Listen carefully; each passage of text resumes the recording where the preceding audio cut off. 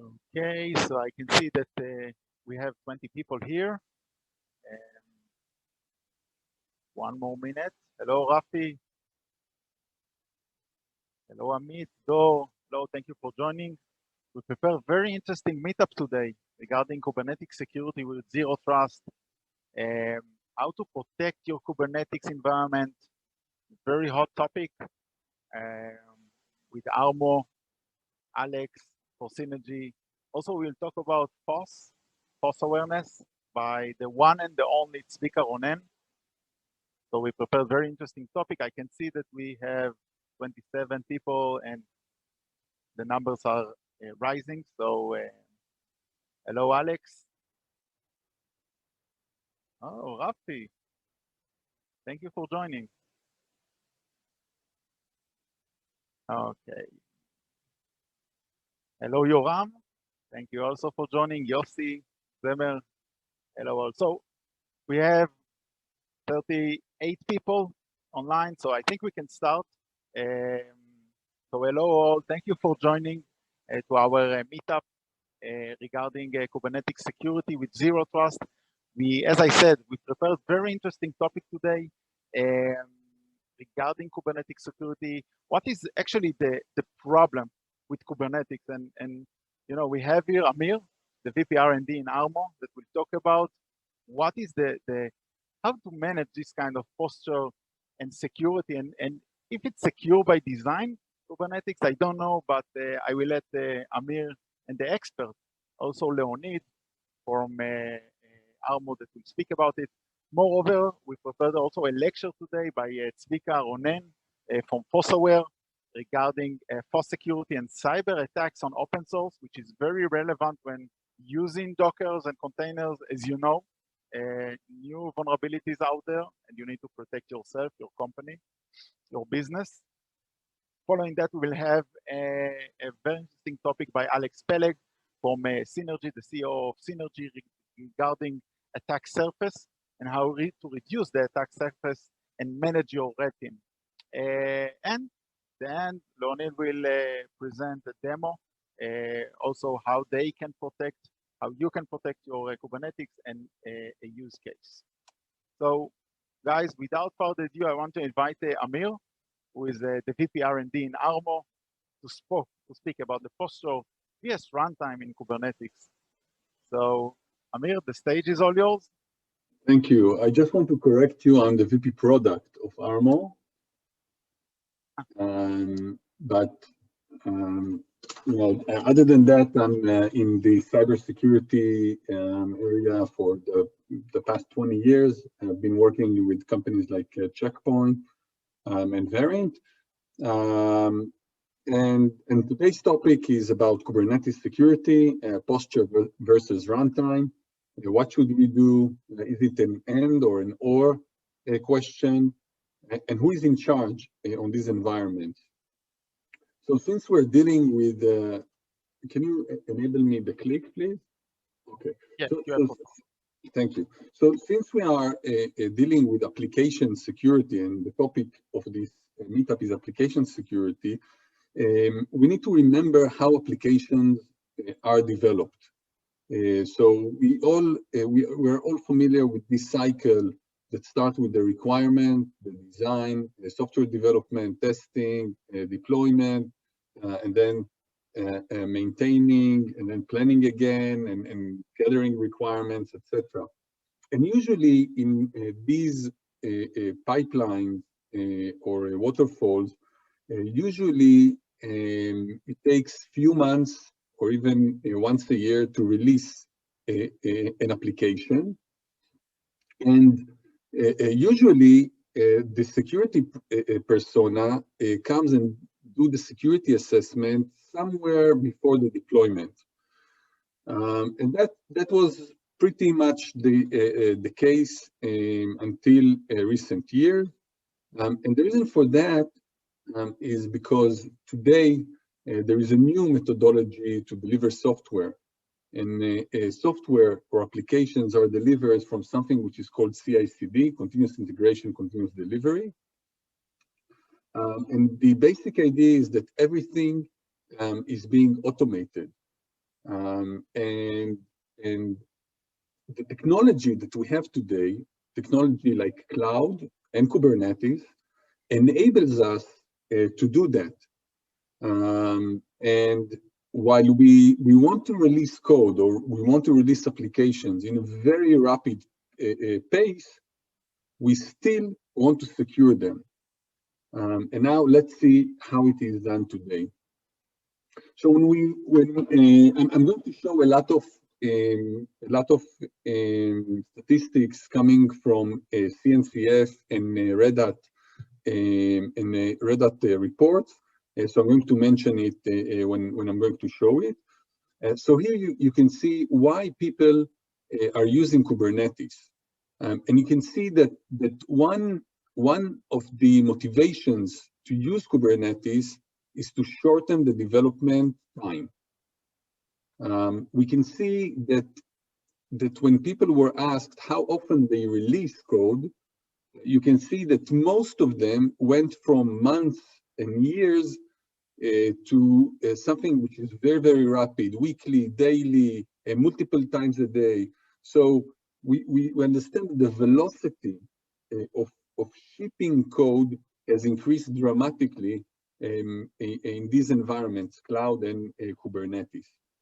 And when people were asked who is responsible for the security of Kubernetes, and this is a mind-blowing answer, you can see that security is not taking the lead, or it's not the majority of the answers. So basically, we understand that in Kubernetes there is a little bit of shift in the responsibility. So basically, we have two personas when we deal with the Kubernetes security. These two personas are the CISO, or the security practitioner, and then the developer or the DevOps practitioner. And if we look at what are the concerns of each one of them, so we know that for the security practitioner, he's much involved in compliance. Most of the security practitioners I have been talking to, they don't know Kubernetes that well. They do understand that they can put next generation firewall before Kubernetes to protect the north-south traffic, or WAF or API gateway to protect the traffic that is coming to the ingress. Most of the people that I've been talking to, they are okay with buying a standalone solution, a dedicated solution for Kubernetes, but they don't really understand how it works. When we talk about the developer doesn't care about security. For him, security is a choke point. It adds friction. He cannot run as fast as he can because of security. He doesn't like to add things to his pipeline. He's a bottleneck today in the organization. I don't know if you're watching LinkedIn, but today DevOps is one of the most wanted jobs out there. They don't want people to touch their production, and they always say shift left, and I will talk about shift left in a few slides. And everything that they do is basically managed by code. It's called infrastructure as code. For both of them, visibility is very important, and secret management is also very important.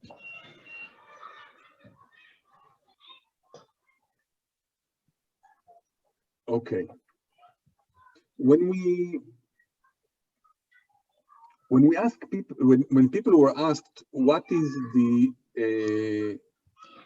what are the challenges when using or deploying containers, we see that complexity and security are are in the top 3 answers. So security is a challenge when it comes to Kubernetes deployment. Someone is, I think you're creating a lot of noise.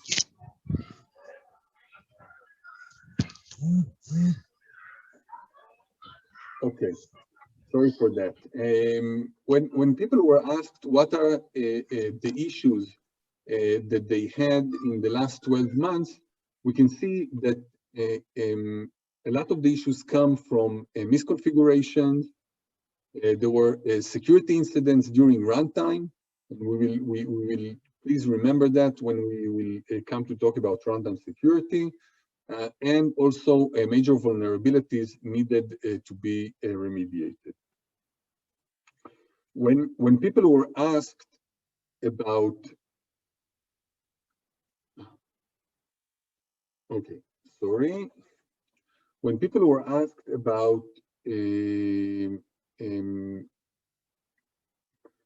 what worries them when we talk about Kubernetes security, so we see that misconfigurations, again, it's the top answer. Vulnerabilities and attacks are coming next. And for me, it's not a surprise that runtime is the most interesting life cycle phase that they want to protect. Now, once we've seen all this and we understand the ecosystem that we are working on, let's talk about the new norm or the new buzzword, which is shift left. And the idea with shift left is actually brilliant. The idea is to, if you look at the CI/CD pipeline, the left side is the continuous integration. And there is a notion today to apply security as soon as possible. This is not a surprise. You don't need to be a genius to understand that it has a lot of value. It's very, very similar to the times where we developed something and we wanted to make sure that we get the bugs in QA or in unit testing instead of getting them on a customer production site. So here it's very, very similar. We want to have the security value to do things that we can do before we go to the continuous deployment phase. So in the continuous integration, when we develop the software, we want to be able to find a lot of the security problems before they reach production. And this is the idea with the shift left. Now, some companies or some vendors, as well as some research organizations, they claim that shift left is enough. If you scan your containers, and containers are immutable, the idea with the immutability is that with containers, you don't patch them. When you have a bug in the container or you have a problem in the container, you just fix the image, build it again, and just ship a new container. It's just like a mobile application. You don't patch your mobile applications, you just upgrade them, and that's it.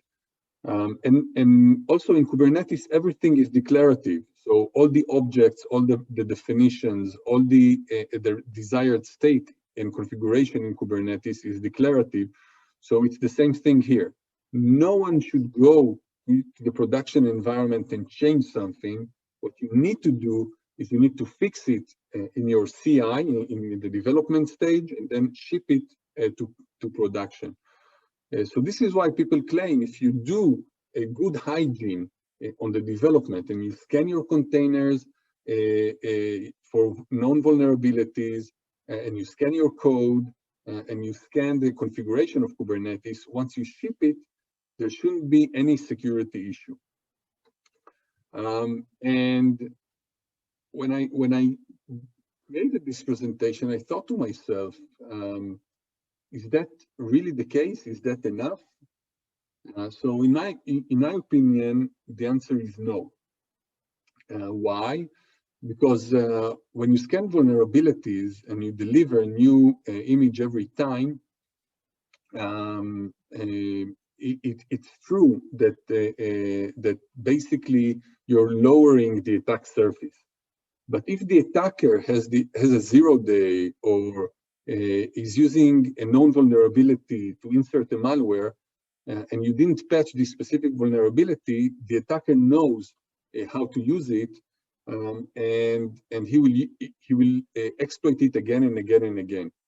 And you know what? Even if you ship new containers, how do you know that the attacker didn't move from the container to the host and is now sitting on your host and doing bad stuff on your host? You can't really know. Another claim that people can argue about is that microservices are predictable. It's a small piece of code that does a very, very dedicated job. And since it is very, very predictable, you just need to watch for abnormal behavior, and that's it.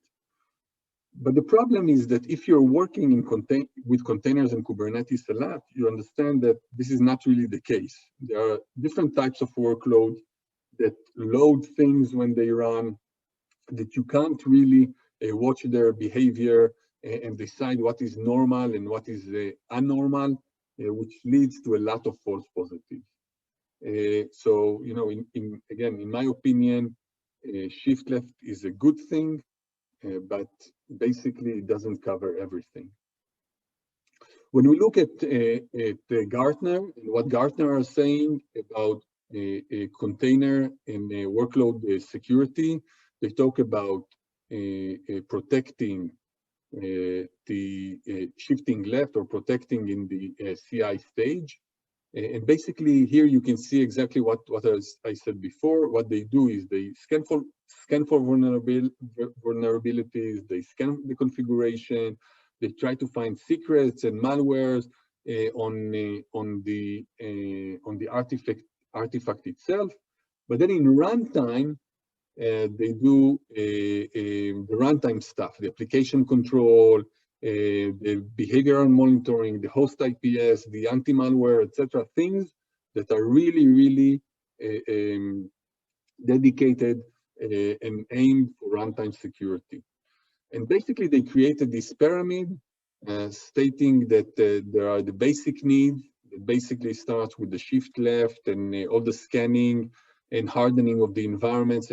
And once you go up, you get to things like runtime, threat detection, etc. And they claim that this is the basis of this pyramid are the basic needs when it comes to Kubernetes security. And then once you go up, the need is less, has less priority. In the recent report that Red Hat did, we see something a little bit different.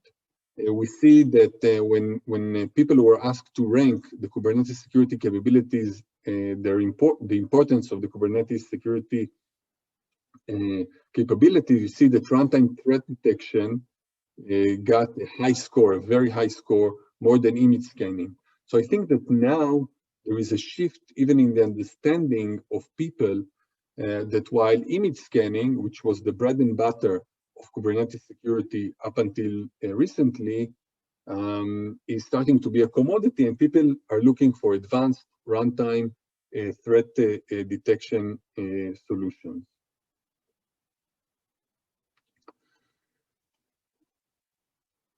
So when we talk about existing solutions in Kubernetes security today, we see that basically we have the posture scan, the Kubernetes posture scan, and we have the runtime protection. And both of them are suffering from major challenges and major problems that you need to be aware of. In many organizations, when I talk with the developers and DevOps, they share their frustration of endless patching of vulnerabilities. Basically, if you scan a container today, you will find hundreds of vulnerabilities. Most of these vulnerabilities has no context. It's just say they have a certain severity. And some development organizations, they feel that what they do is they chase the patching instead of developing new features, and it's kind of a frustration for them.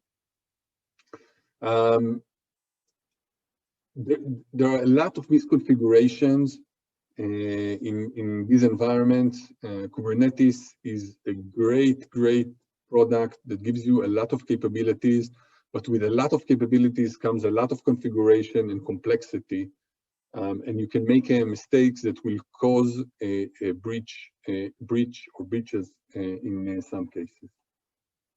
When we talk about runtime protection, as I mentioned before, most of the solutions, what they do is they do a behavioral analysis, which is a little problematic because you can't really define what is normal versus what is not normal and create a baseline.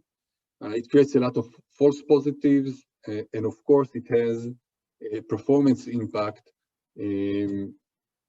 because you need to deploy something in runtime that will monitor your environment.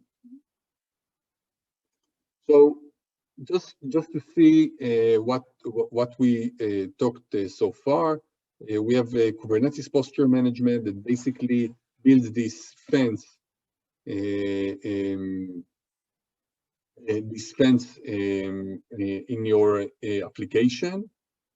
But if you don't close the runtime protection, someone will come and will enter through these cracks, because you can't really fix everything, and you can't really close all the problems. This is what we do in Armo. We do something which is a little bit different from what other companies are doing. We are adding both in the posture management and in runtime. We're adding visibility controls and seamless security in these environments. And we use things that we see on the posture management side in order to have a better runtime protection, and we use the runtime information that we have in order to have a better posture management. And using this cycle, we are able to give you a solution which is focusing you on the right things that matters and gives you the highest level of security, which Leonid will elaborate on it at the end of this meetup. So my key takeaways from this session is that, in my opinion, you need both the posture management and the runtime protection. You need to scan your environment, your images, your configuration as soon as possible, but you need also to apply a runtime protection. You can start in dev, staging, and production according to your company policy. And in any case, stay safe and make sure that no one gets into your cluster. So Lior, I think that I finished before time. If you have any question, and now is the time.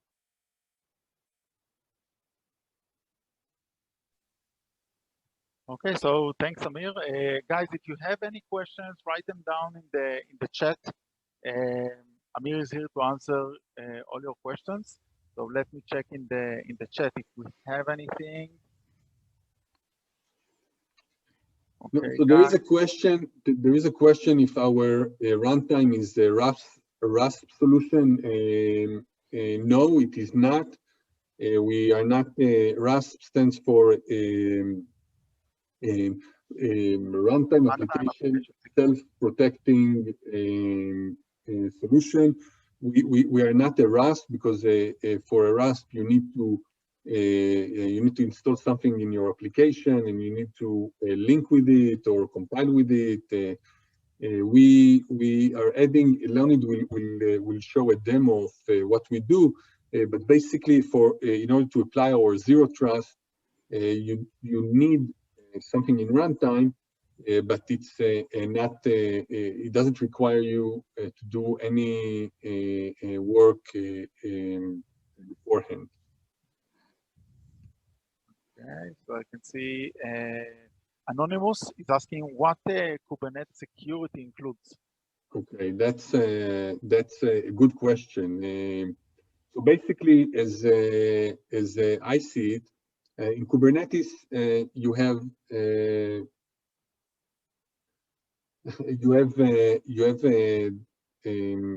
following risks that you need to mitigate. One is the connections that comes from the outside.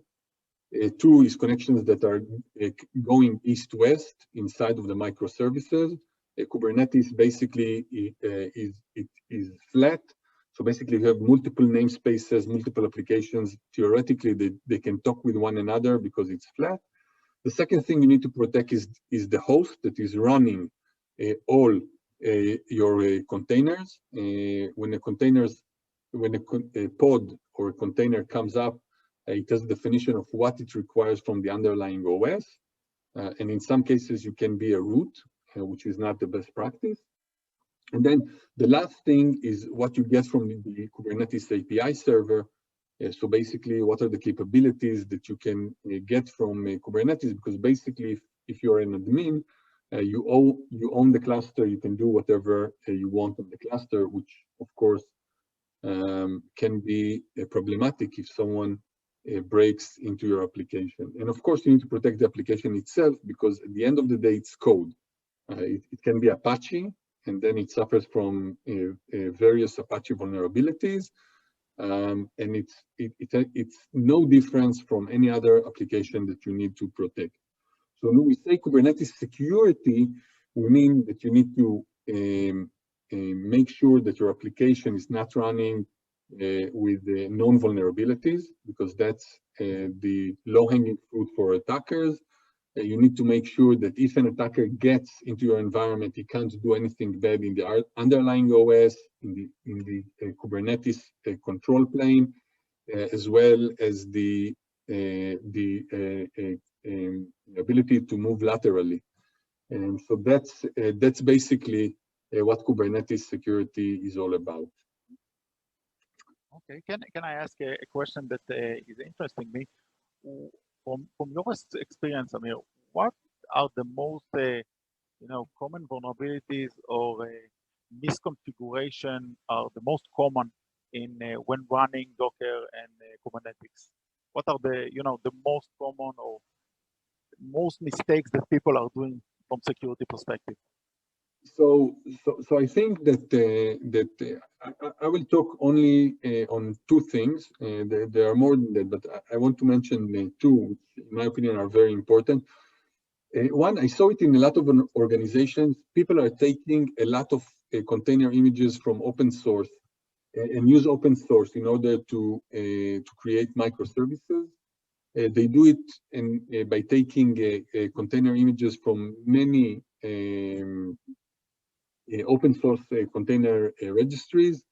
So protecting your organization from taking malicious images is one thing. Making sure that you're not running something which is out of date, that has a lot of vulnerabilities, that's another thing.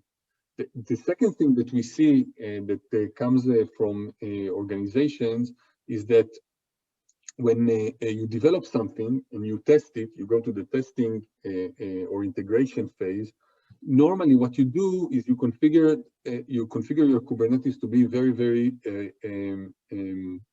I would say, relaxed. So you can run things as privilege, you can give it a very excessive role, etc., etc. But then when you move to production, you forget why you did it. And then, you're running something in production, which basically, if it hacked, if it is being exploited, the attacker can do everything that he wants on the cluster, which is a very, very bad practice. Okay, so I can see here more technical, one more question regarding what are the main attack vectors on internal microservice deployed in a pod? So what are the main attack vectors on internal microservice deployed in a pod? I think that There isn't any, specific answer for that. I did mention all the different attack vectors that exist out there. RCs, are still things that people are using, even when it comes to containers. And then lateral movement is relatively very easy in Kubernetes because most of the organizations are not doing any microsegmentation whatsoever. So basically, if you land in one of the containers, basically you can move laterally in the cluster without any challenge. Okay, thank you for that, Yossi. A great question. Thank you very much, Yossi. There is one last question, which I think relates to the product itself. Amo, what is the impact of performance of your product? Someone said that he heard adding a sidecar creates a significant overhead. Yeah, adding a sidecar is a significant overhead. We are not a sidecar, and Leonid will elaborate on that. We have a very, very, very small, I would say, neglectable overhead.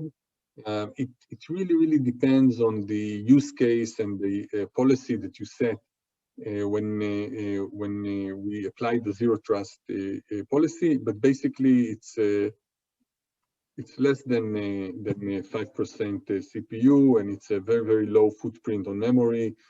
And again, Leonid probably will elaborate on that at the end of the presentation.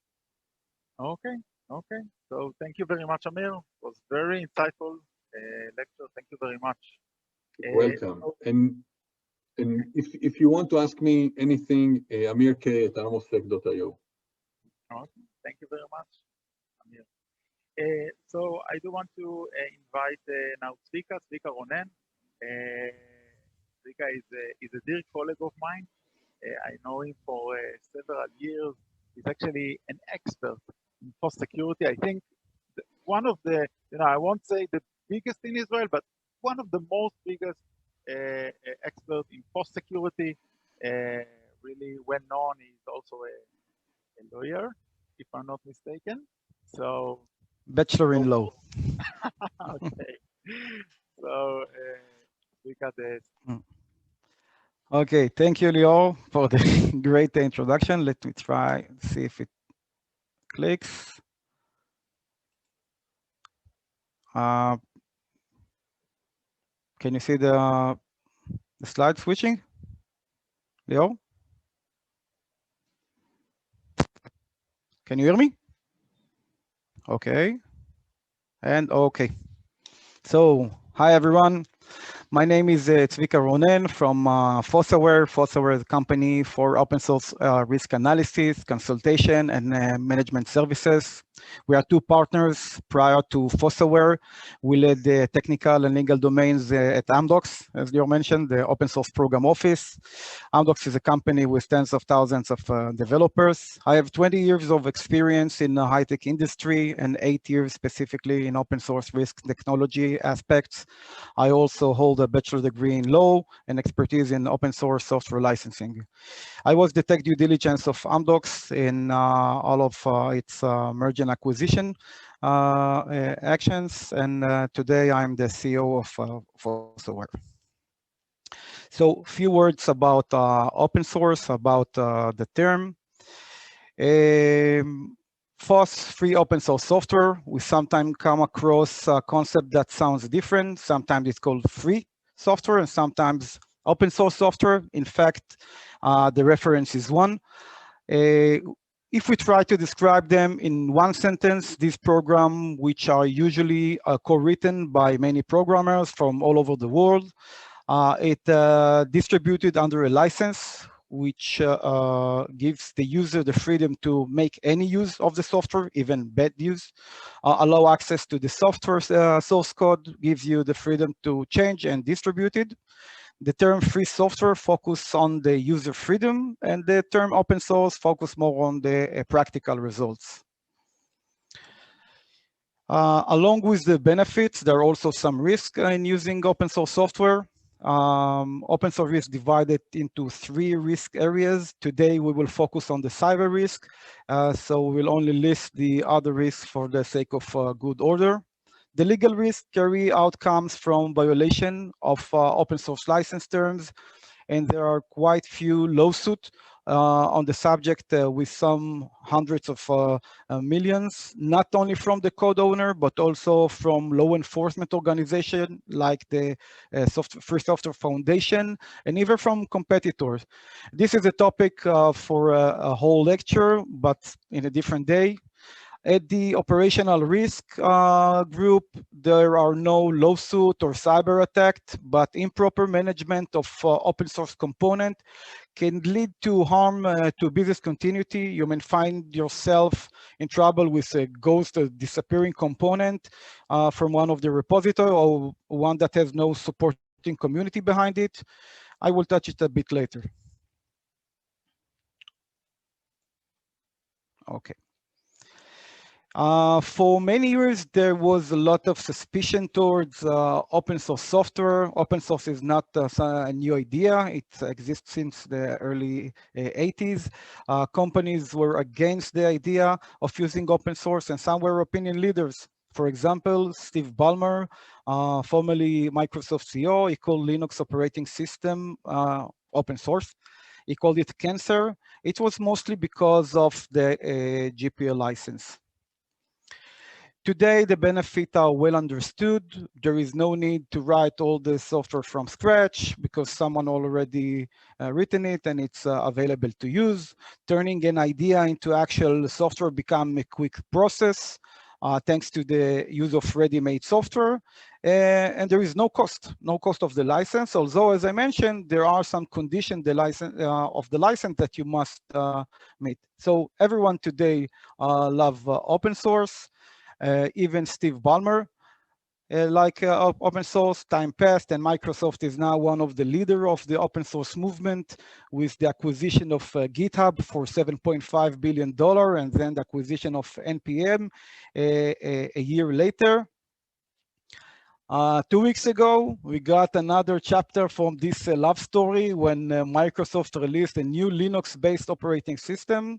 So definitely Microsoft now love open source. The industry has so hotly adopted open source software that today commercial software consists mostly of open source component. Only 25% of the code of the commercial software is written by the company. The benefit of open source are very clear. So it's no wonder that the adoption become widespread and on a large scale. Here is some data from recently published survey of hundreds of commercial software and product. 98% of these tested product used open source. The average software usage is 70% open source. Security vulnerability, pay attention to the statistic on the top right. In 84% of the software, they found some security vulnerabilities. And the average age of security vulnerability is over 2 years. This is an important part. I will get to it later, which means that it is likely that not only that the vulnerability known to hackers, but that there is already an existing knowledge on how to exploit this vulnerability. The open source software is not related to a specific industry, but in all software-based industry, the survey result I showed in the previous slide was conducted on 70 different sectors. The thousands of software tested are a representative sample of all the areas of software use, whether it's a software alone or as a product integration in vehicle, hardware, energy, smart connectivity, IoT, even in cyber solutions, which comes to protect companies. They can bring some vulnerabilities with them.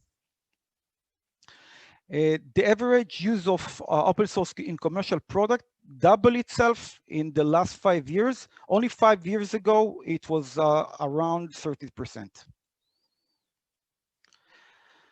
So how open source comes to a commercial software, how a commercial software looks today. Some open source choose, but most we do not choose directly. On one hand, there are the open source component that we choose to put into the product. These components have dependencies that comes together. There is the homegrown code that our developers are writing. On average, is a quarter of this product. And there are commercial third-party software that is integrated into our product that also use open source and dependencies as well. This complete picture of the iceberg must be visible in order to understand the cyber protection effort. Not only a developer likes open source, hackers also love open source, whether as a starting point of using existing known vulnerability or as a platform to inject malicious code into their target software. The Academy, there is a published article in Cornell University. You have the link here on this slide. The Academy also took this matter seriously and investigate a cyber incident that used open source component to understand how hackers work. They found that hackers really like to use popular open source libraries as a platform to inserting their malicious code. I'll give you an example. Their favorite technique is called typo squatting. In 61% of the cases, they use similar names to existing popular open source libraries with a single character replacement or similar name with some extension that seems to be related to the original name. A jellyfish in this example exists for almost a year in this fake configuration until it was discovered. Programmers that are looking for open source packages in free text can easily fall into such trap. Hackers can also use feature of open source unique behavior, like Python in this case, to infiltrate malware. When running a pip download command, the package is downloaded to the local file system. This sounds logic. A developer who only wants to download an open source library does not really expect the code to run on his machine because it just downloaded. But when someone downloading Python package via pip command in a tar.gz format, the Python will automatically run a code inside the setup.py script. The Python package manager tries to understand the metadata of the downloaded package, like its version and some dependencies. An attacker who understands this process can plant malicious code in the script and gain code execution on any system that download this library, even though the system did not intend to run any package at all. Guys, this is a behavior, it's not a bug. It's a feature in pip design, even though it sounds unintuitive. The issue was reported by a Python package authority in the past, and it's still unresolved to this day. There are some workarounds, but you should be aware of this behavior. Along with the increase use, we also see an increase in number of non-vulnerabilities reported. Almost 10,000 new open source vulnerabilities were reported in the last year alone. It is not the number 4 years ago that were low. Even then, we got approximately 1,400 vulnerabilities that were reported. Things didn't look good. Well, not all vulnerabilities can be exploited, and it is related to the way, the vector, as someone just asked, that you're actually using it. But with so many new reported vulnerability, we need to change our mindset. We need to proactively avoid components with non-vulnerability in our product. Vulnerabilities are dynamic. If a release version are not monitored post-production, you may find a zero-day threat becomes a non-vulnerability on a software that you provided to one of your customers. Now it's becoming a trust issue. So I mentioned popularity of open source. How popular it is. Take Lodash for an example, program that helps programmer in JavaScript modularity, probably in most of the front-end areas. Lodash is being downloaded in an average of 42 million times every week. This is from one end. From the other end, Lodash is also the open source library with the most reported vulnerabilities for 2020. If you remember the vulnerability age that I demonstrated in my previous slide, so the average vulnerability age was 2.2 years old. But recent evaluation of exploitation effort of new vulnerability now stands on 3 days. We need to be proactive, as I said. We cannot afford such a long presence of non-vulnerability in our product. Open source related breach occur too much often. Let's see some statistics. 1 in 5 enterprise organizations have experienced a cyber incident related to the use of open source component. Whether it's a non-vulnerability exploit or using open source as a platform for malicious code to inject the malicious code, statistics are stable and strong. Let's take some sample. Equifax is perhaps the best known case in cybersecurity. Equifax is a credit rating company traded on NASDAQ. It has all the information security system required by the US regulator, but an open source component was its weakest link. In 2017, when the number of reported vulnerabilities in the open source was less than 1/3 compared to the 10,000 of 2020, a known vulnerability was published in the NVD component called Apache Struts. Equifax did not properly manage their open source, and the result was information leak of half of the US population, 147 million people. A patch for this vulnerability was released in early March, and the data breach started only 2 months after. This breach was 100% preventable. The cost of this breach for Equifax was estimated by a minimum of $1.4 billion. Let's take another case, Event Stream, as a use case for hacker taking advantage of a popular open source package. Popularity, just 2 million downloads per week. This open source library was created by a New Zealand developer. His name is Dominic Tarr. Dominic was tired at some point of maintaining this code voluntarily, and he gets an offer from some Japanese programmer to help him to maintain this library. This nice Japanese also help himself and introduce malicious code into one of the library dependency. The intention was to steal keys from Bitcoin wallet. He did pretty well and stole 7,000 Bitcoin wallet keys, nice profit. Dominic response can be seen in this slide. I don't get anything from maintaining this module. This means that you need to secure your code. Not all the maintainers has legit motives. We mentioned that commercial application using open source as well. So let's take Instagram as an example. Everyone use it. It's a commercial application of Facebook, and they are using open source.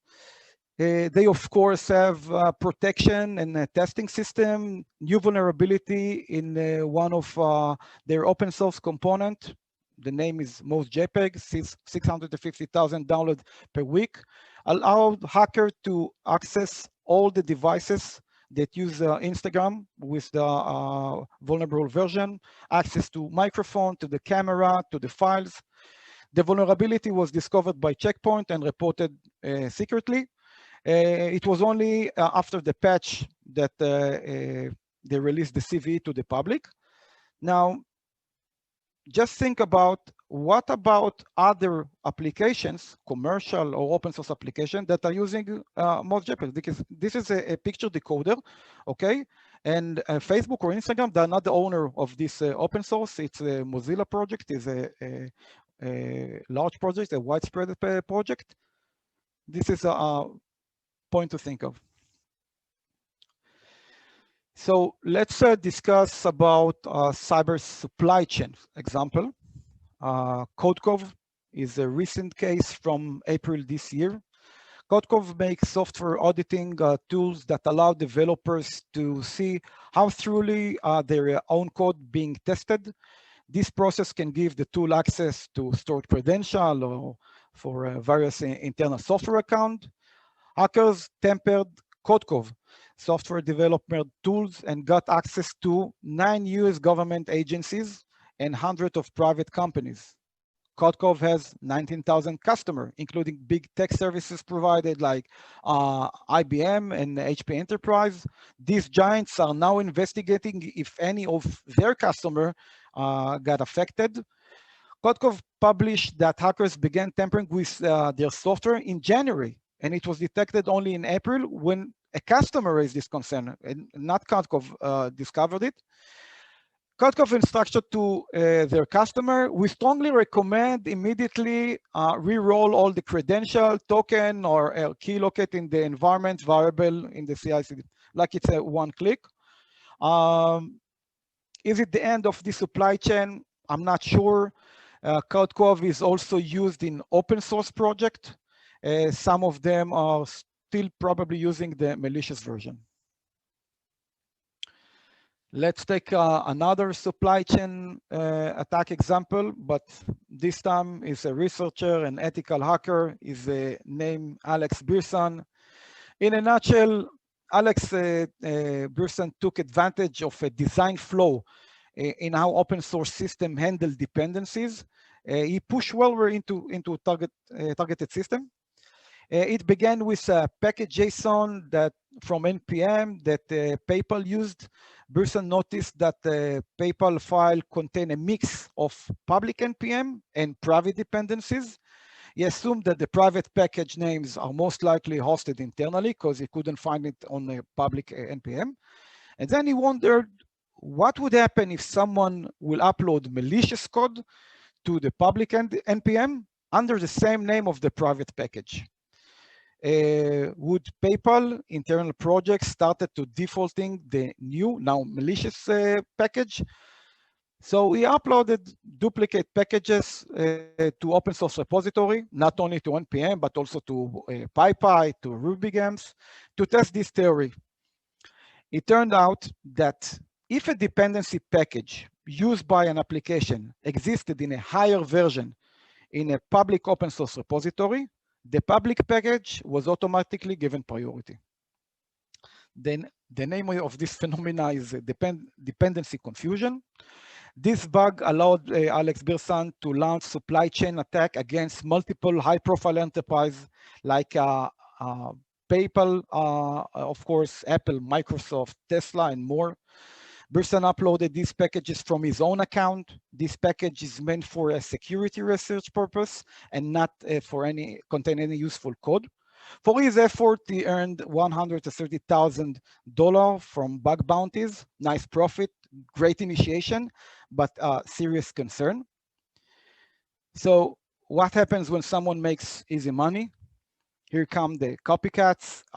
The disclosure of dependency confusion led copycat researchers and bug bounties hunters to publish thousands of packages to the same repository and try and get bug bounties. Dependency confusion probably is likely to grow. Not all copycat players are ethical hackers who are seeking for bug bounties. Hackers who became familiar with these tactics are now trying to hijack dependency components, hopefully pulled as part of software update. So what should we do in order to avoid dependency confusion? We need to control our software build and avoid automatically update. And we should be aware of this behavior. You need to ask yourself, if we're taking an overall look at cybersecurity in the organization, what is the weakest link, okay? What is my weakest link? The human factor is where most of the effort is invested. So don't let open source be your weakest link. You don't want to be the next Equifax. When it's related to software development lifecycle, so open source security vulnerability are defined as one of OWASP top 10 risks in secure code development method. Following a series of major cyber incidents at the United States, the Biden administration issued an executive order last May calling for transparency in software supply chain. Companies often use open source and third-party software components in their product. The list of these components is the form of an SBOM. You need to be familiar with this term. SBOM, software bill of material, can be used to evaluate risk and product by both the developer and buyers. According to the Biden administration, the trust we place in our software supply chain should be proportional to its trueworthy and transparency, and to the outcome if this trust is misplaced. So it's mostly about transparency between those who produce software and those who consume software. So we realized that the use is common and in high percentage, and that hackers like and use open source non-vulnerabilities and in general as a platform to spreading malicious code. The conclusion and the recommendation are clear. This domain need to be managed. So where do you start? So rule number 1, know your product. Every company should be able to identify all the open source component integrated into its software, whether it's a component inserted by choice as a dependency or as a third-party software. Rule number 2, manage your open source. When dealing with non-security vulnerability of a component that we, the developer, put into the product, the first rule is choosing the right open source component, a secure one with a supportive community behind it. It is also related to the open source tools that we are using to build, to test, to monitor in our organization. Kubernetes is a good example of such tool. Of course, it is only relevant to the part that we actively choose and not to the component that arrive as a transitive dependency. There are many parameters for choosing open source component, and the CII badge is one of them. We will see it in the next slide. For vulnerability arriving from third-party commercial product that we integrate with our software network, we should ask for the list, the SBOM, as I mentioned before, of the open source component embedded in the software in a format that will allow us to check for non-vulnerabilities. So if we're talking about choosing right, okay? So the CII badge is a great way to start with. It's a project that's worth knowing. This badge called the CII and divided to 3 quality levels: passing, silver, and gold. Giant brands participating in this project are leading firms globally.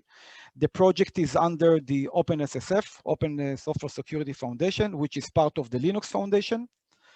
The main topic today is Kubernetes, so I want you to know that it has some security badge on a passing level. It met almost all 66 criteria, and it's very close to getting a gold badge. Now you have another perspective while choosing open source component. It's not only about the functionality of the open source, but also about its security level. When it comes to software under commercial license, we need to understand who takes responsibility for the open source component. In most cases, the default is to distribute the open source component under the license of the components, which leads to a question: who takes responsibility for any existing non-vulnerability in my product? Who is responsible to constantly check for new vulnerability or inform about fixes or patches? The recommendation of the governments as part of Zero-Trust is to be proactive and even check as much as possible by yourself. Code management is needed no matter what its source. Open source management requires unique tools and procedures. Although open source usually does not cost money, there is still similarity between open source and third-party commercial software. However, the responsibility for this code is on the developer. Open source has unique features, different scanning tools, community support aspect, and many dependencies we did not choose actively. Managing right your open source is an important key, and in your overall cybersecurity risk effort is part of the cost of this free software. Where should we start with open source risk management program? Like in many other cases, prevention is the first and most important step. Avoiding introducing the risk into our product, clear company policy and working procedure, choosing the right software composition analysis tool, and employee training is without any doubt the first step, even before the implementation of a fully open source risk management program. Early detection will save up to 100 times cost. Single production defect estimated by $7,600, while fixing in coding stage is around $80. Post-production monitoring is your trust with your customer.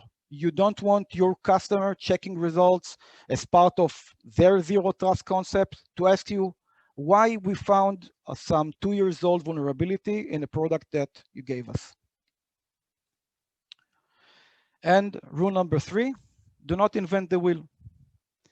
There is a new ISO standard from last December for the proper management of open source Linux Foundation product called OpenChain developed this specification. This standard is first and foremost but about building trust between organizations that exchange software-based technological solution. The use of this standard makes it possible to reduce non-uniform reference to open source negotiation between companies. We, FOSSAware, we are official partner of the OpenChain project. Originally, it was initiated for managing license compliance only, but on August 10, they are going to release the security aspect of this ISO standard. So it was some follow-up and knowing this standard.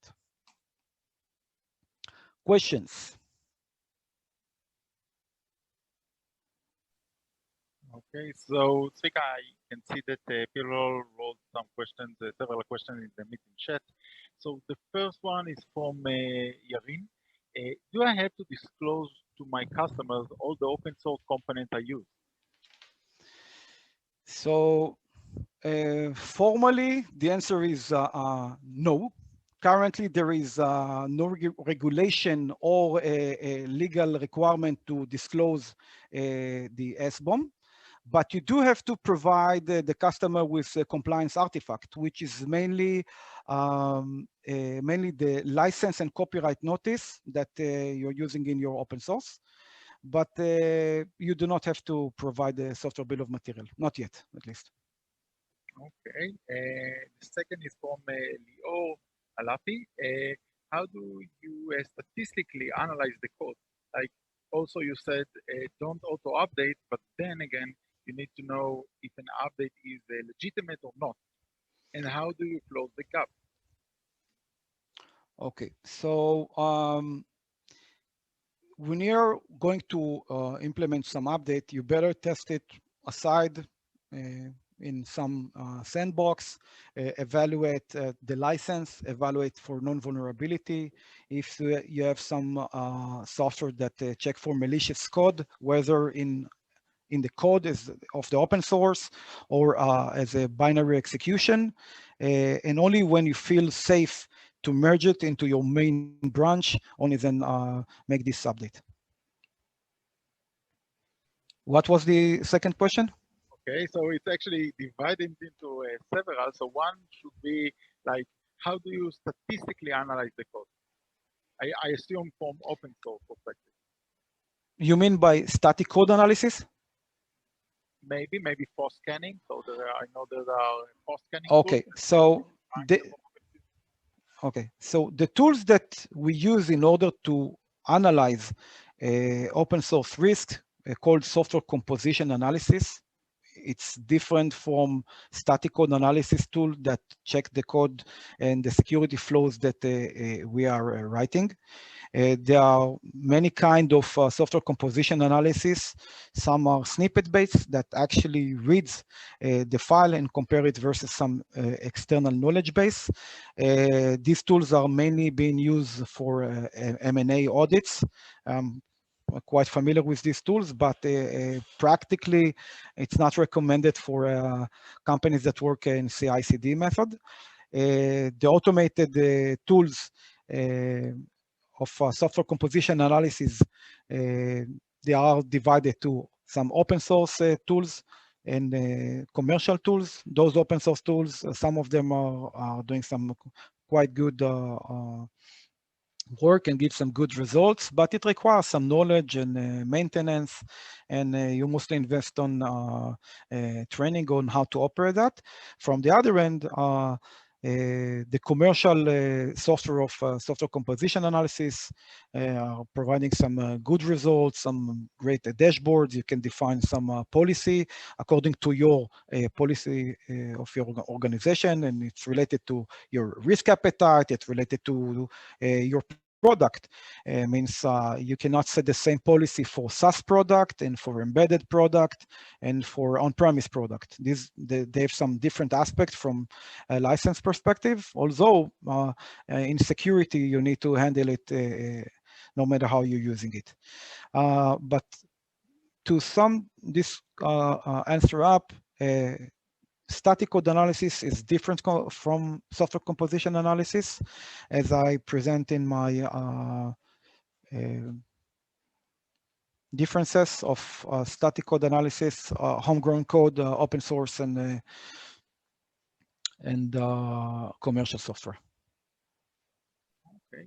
So you mentioned just, this is my question, you mentioned that there is a new ISO certification or standard regarding standard, yes. Can you elaborate on that? Like, what are the highlights? Because I understood that you was involved in writing it or understand what should be done as part of process. Okay, so first of all, I will give you some recommendation.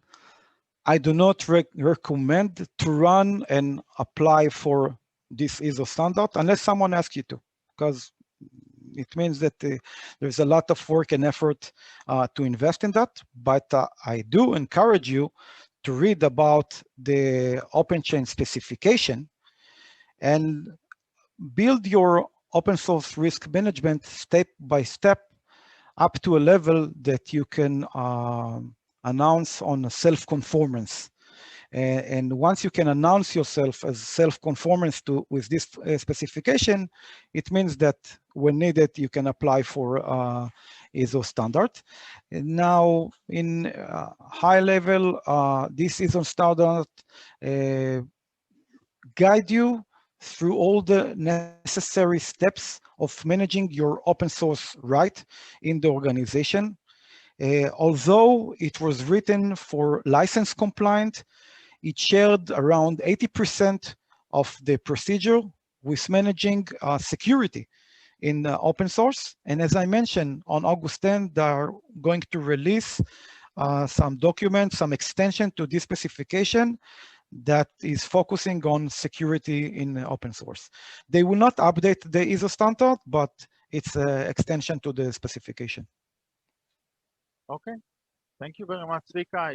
You're welcome. Very interesting. We want to keep up the schedule. So, guys, if you have any further questions to Zvika, we will have more time in the end of the meetup. So all the panelists can answer your questions. Don't worry, we are not going anywhere. But we want to keep up with the schedule. So thank you very much, Zvika.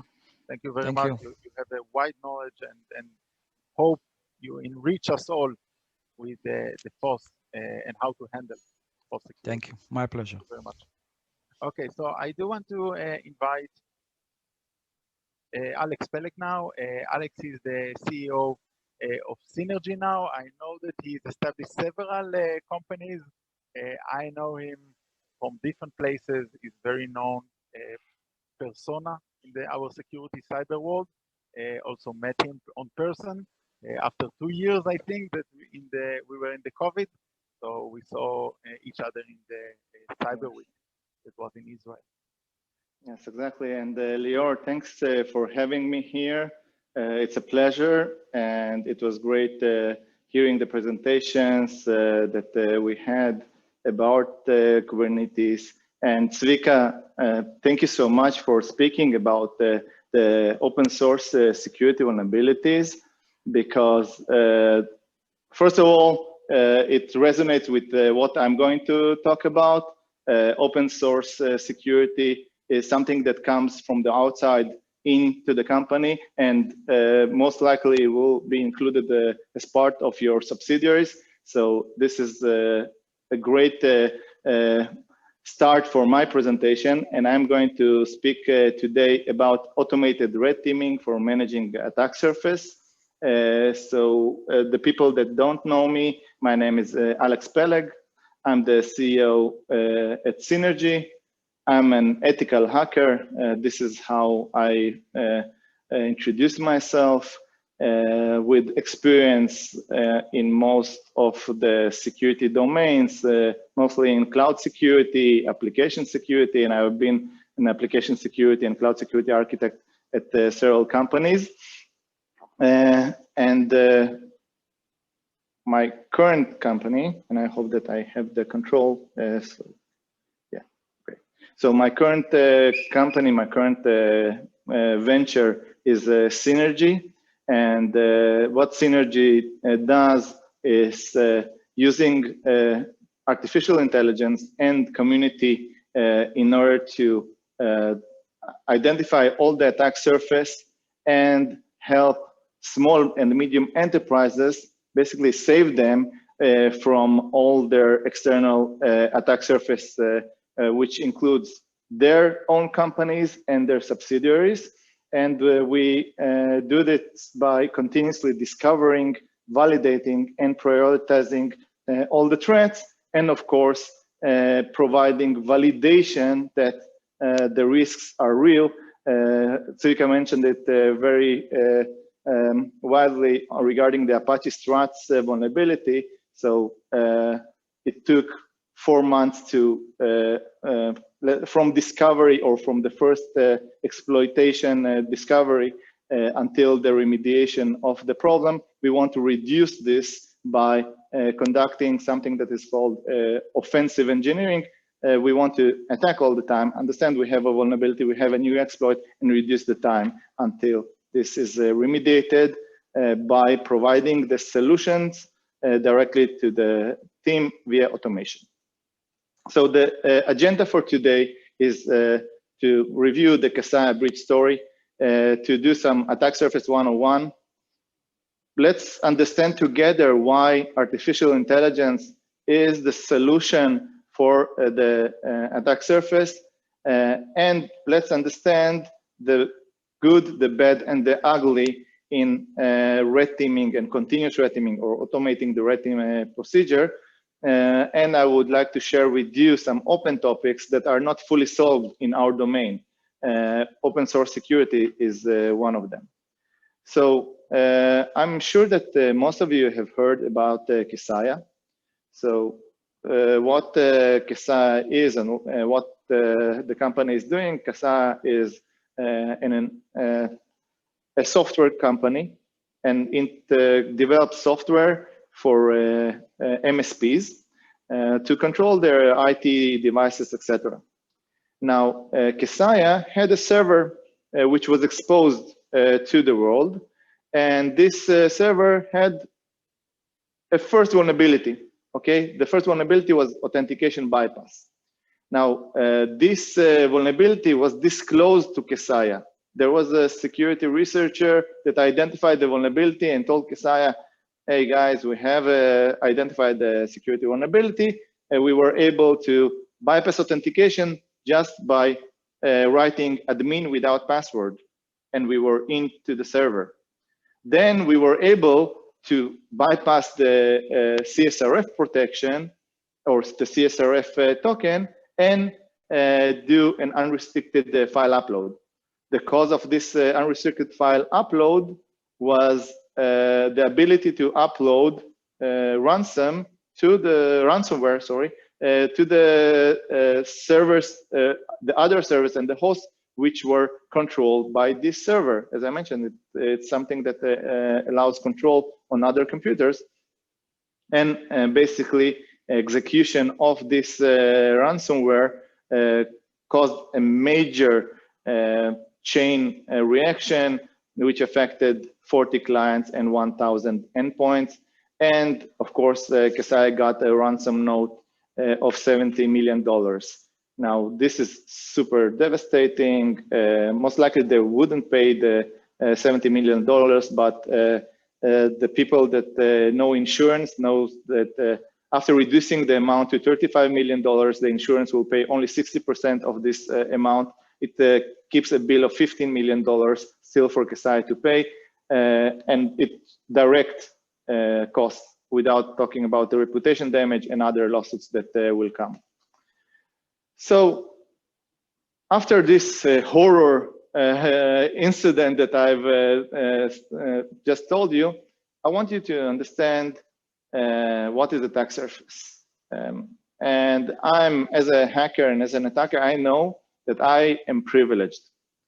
Why I'm privileged? Because I need to find only one hole in the defense. I just need one person in this chain, or one technology in this chain to break in order to get into the organization. And once I'm in the organization, it will take me between 1 hour until 1 week until full takeover of the organization. So what is external attack surface? What is included in this external attack surface?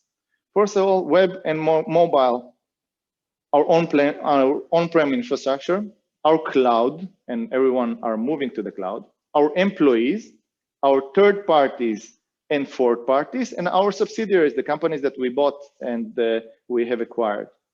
So let's understand web and mobile applications. Now, web and mobile applications, and we are here as part of an AppSec group. Nowadays, and most likely in the last 4 or 5 years, they use APIs.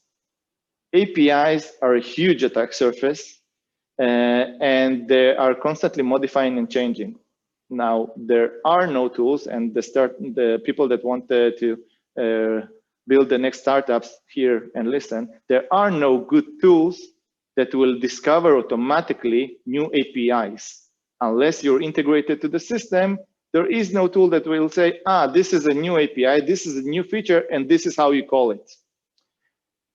Since this attack surface is very changing and very agile, there are many problems which are done in APIs, and sometimes there are permissive APIs which enable upload mechanisms or other stuff, or even deletion that affect drastically on companies. Sensitive internal paths. Everyone here knows local file inclusion and directory traversal vulnerabilities, which allow hackers to get into sensitive local files. My favorite is exposed administrative panels. Most of the applications that we are bringing to life, your WordPress application has an admin panel, and all the hackers know where it's located. Now, if you don't protect this admin panel, like in the Kasai's incident, and you have very permissive or default credentials allowed, it's a great place for a hacker to begin and hack your network. Just this week, we have identified 2 of these cases with major, critical infrastructure companies.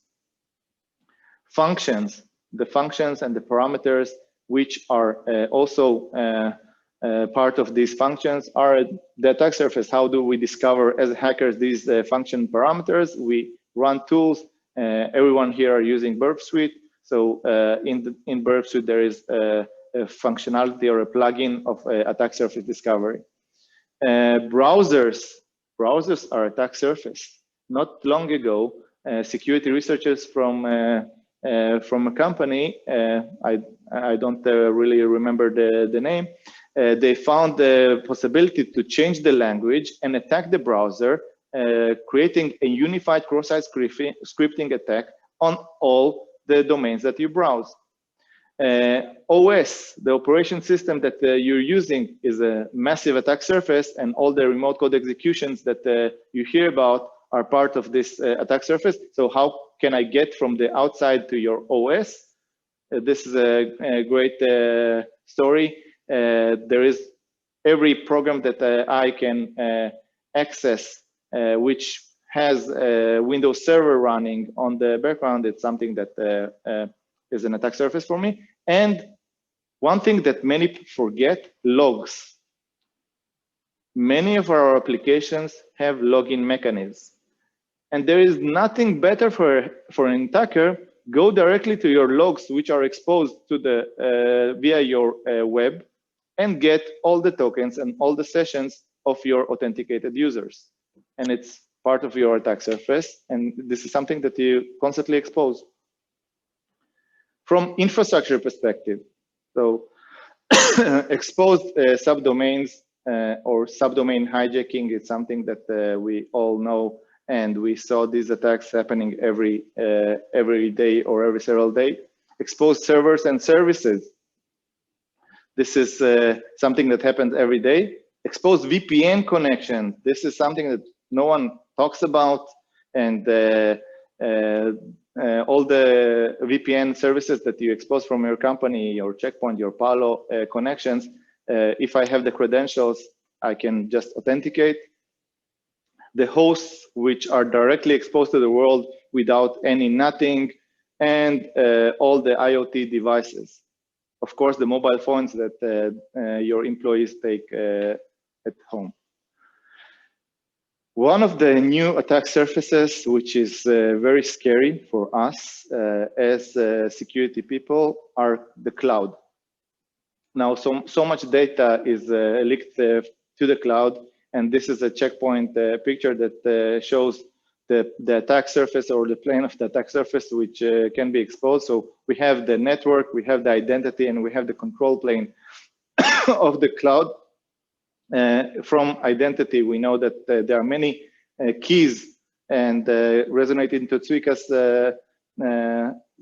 talk, there are many keys that are in open sources. People write open source, and they just leave their AWS keys there, or their Azure credentials there as part of this open source that they develop. So there are many keys that are just there in GitHub. And of course, all the buckets that are exposed to the world, and the blobs which we can identify. Now, one of the major obstacles in identifying a cloud attack surface is that the naming of the cloud instances, there is no convention. So I, as a company Synergy, I can name my cloud instance as ABC 56, and no one can attribute it to me. But it also creates a problem, because someone in a sporadic attack can hack me and without me even knowing. So I need to control it by other means. Sorry. Employees. Now, employees are not well regarded as an attack surface, although we all know that these are the prime target #1. Our employees, with their compromised credentials from previous attacks, with the data that they leak to the outside world, in the same GitHub that they communicate, or even some instances where they exchange pictures of internal services via picture sharing programs, and which are in the internet, and the people that know what I'm talking about are here in the audience. And of course, we have the human mistakes, or the real misconfigurations, or just volunteering of data, which our employees are doing. The third and fourth parties, and we already spoke about the open source code that they are using. We have also integrated platforms, okay? the integrated platforms which we bring into the organization, and all the SaaS applications that we're using, we assume that we are protected because we have some kind of a mechanism. We know how to authenticate. We have established a single sign-on to these applications.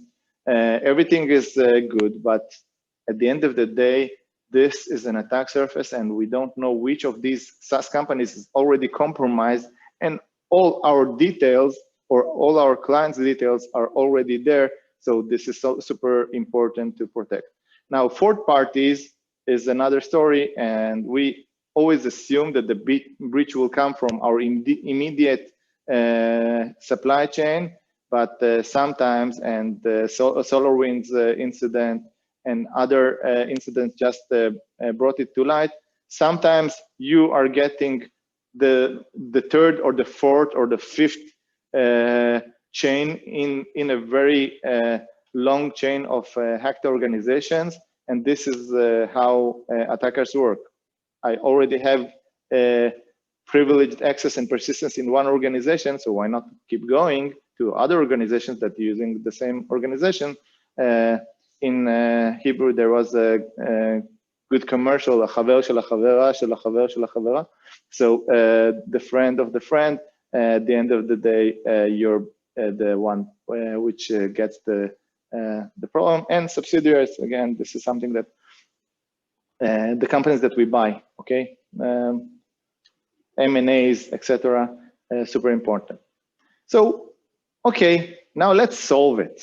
Okay, I just scared you, and I told you you're all exposed, and there's nothing that you can do with it. It's not true. There is a lot of that you can do with it.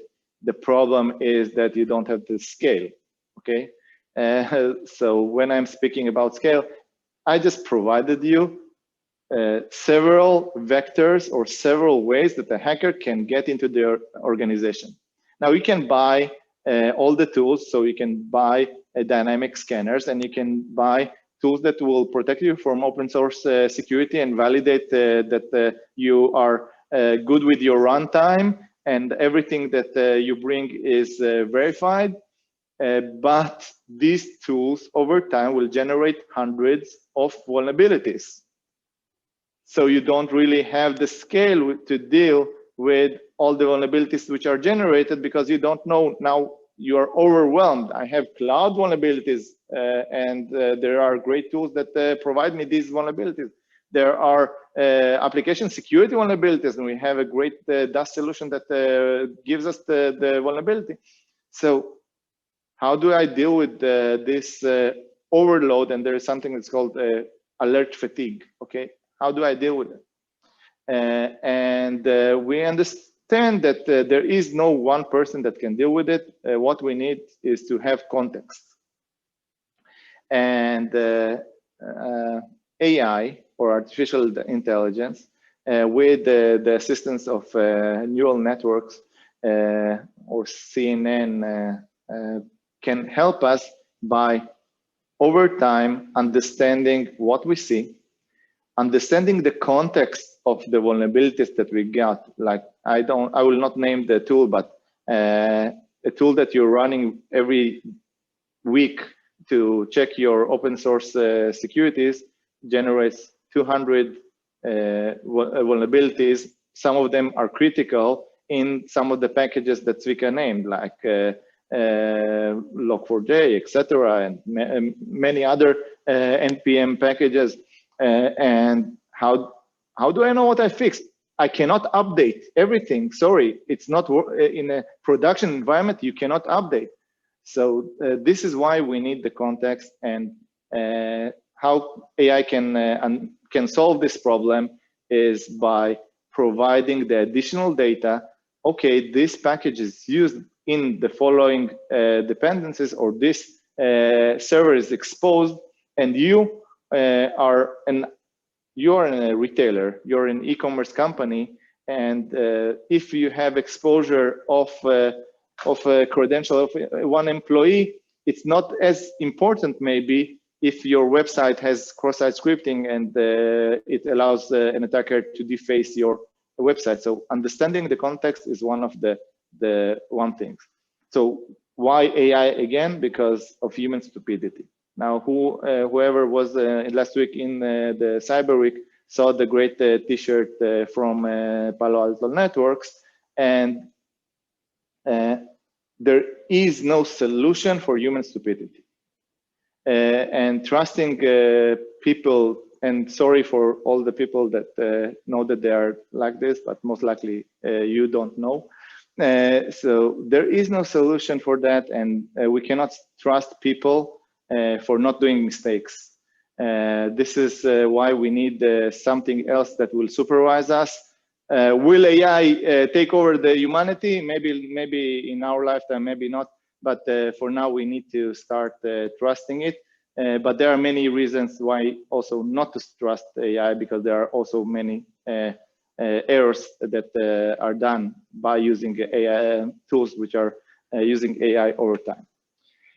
So, continuous red team it's an approach, okay? And I'm missing the slide, so I'll speak about continuous red team as an approach. There is a slide of the good, the bad, and the ugly of using continuous red team. But let's talk about the good of using continuous red teaming as part of our activities. Continuous red team, the good thing is that we are able to validate the problems very fast. So if I have a server which is exploitable and the hackers can get in, then I'm able to raise up the alert and say this server is bad for you. Please remove it from your system, etc. Or this application has a SQL injection, and please remove it from or fix the vulnerability.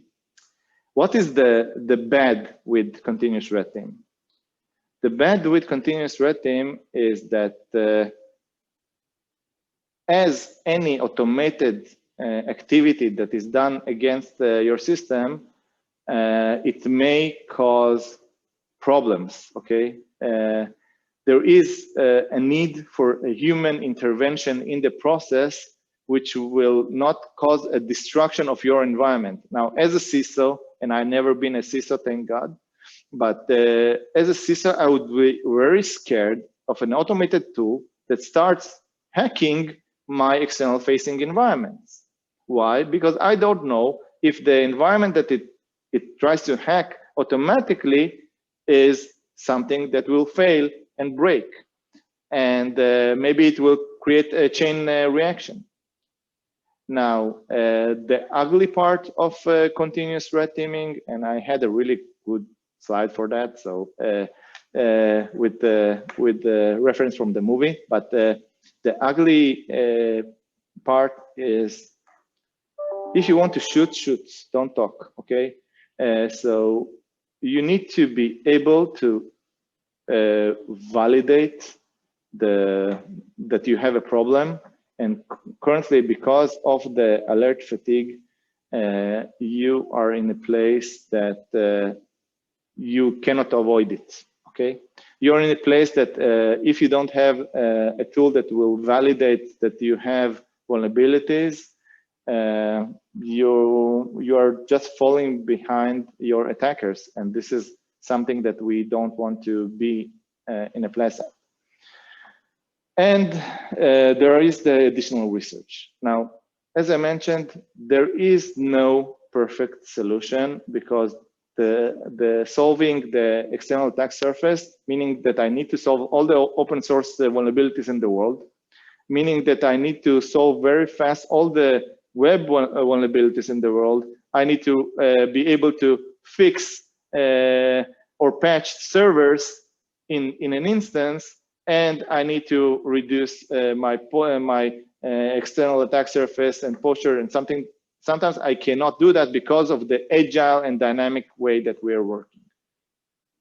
So what we can do as a community in order to enable the progress in this field of attack surface management, we need to be able to use the AI tools that I've mentioned, and maybe even develop new algorithms to create better and faster context. There is a cool project that enables automatically to understand or get data of an application and understand what are the different features and what is the context of the application. There are great projects that are currently doing via threat intelligence, understanding what are the trends in hacker motivation. So are the hackers now using or exploiting CVE 2021-150, or are they using some other CVEs? And maybe we need to protect the CVEs that are currently being exploited first, and then all the others. The second thing that we need to do is to prioritize very fast our identified vulnerabilities. And there is a great new tool that was introduced to the world, is OpenAI GPT-3 model. It's experimental, it's in beta stages. You already started seeing it working in GitHub by Microsoft, where it completes automatically or based on natural language processing, it builds the code that the developer should use. Maybe this is the way to reduce the time that a developer can fix or patch a code which was built. It's a startup idea. Maybe one of you will develop a startup which is based on GPT-3, which will fix my SQL injection in PHP, and boom, you have the code, okay? And this is something that is very cool. And integration with the CI/CD. Currently, I'm already stopping. So currently the CD, the deployment part, is totally not being integrated with all the external attack surface tools or verification tools. So there are not so many tools that trigger a dust test exactly when a deployment is made. There are not many tools which will do a vulnerability assessment exactly when a deployment happens. And there are not so many tools that will check configurations of our cloud exactly when a new deployment is done. And by the way, there are not so many tools that will combine everything and will provide you the context of everything in real time. Now we're in Q&A, so please feel free to ask. Okay, so I can't see questions. I can't see questions in the chat. I cannot see. So guys, if you have any questions, please write them down in the chat. We will have time also in the end of the meetup to answer all your questions. Alex, I want to thank you very much for your presentation, very insightful. So thank you very much for that.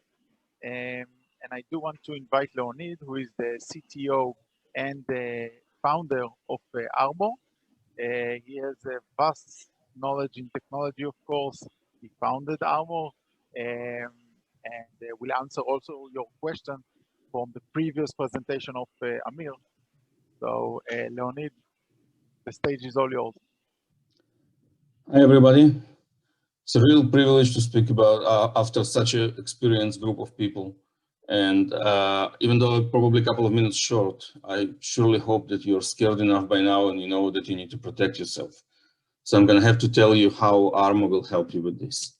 And today we'll talk about taking Kubernetes cluster from unprotected state from zero to zero trust using Armo technology. So first, can you give me the screen, please? Still can't move the slides.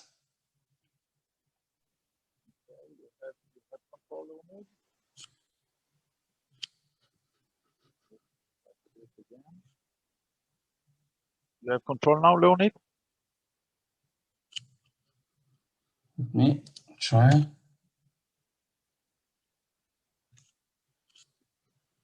No.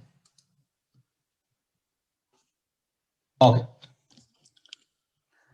So first of all, let me tell you what zero trust means to us at Armo. What hackers are looking for and how do we protect against that? And you've heard a lot of examples about the very high profile attacks and what hackers did and how they managed to get into your system. But the bottom line of it is it's always about software. Nobody's going to stick his finger into your cloud and scrub a few bytes. That's not going to happen. They will always either use software in an appropriate way or inject malicious software or change the software configuration, and software will do all the damage. And therefore, the way we'll approach the zero trust in the cloud environment is making sure that we can protect the software and protect the software configuration, ensuring that it does what it's supposed to do, it doesn't do anything else.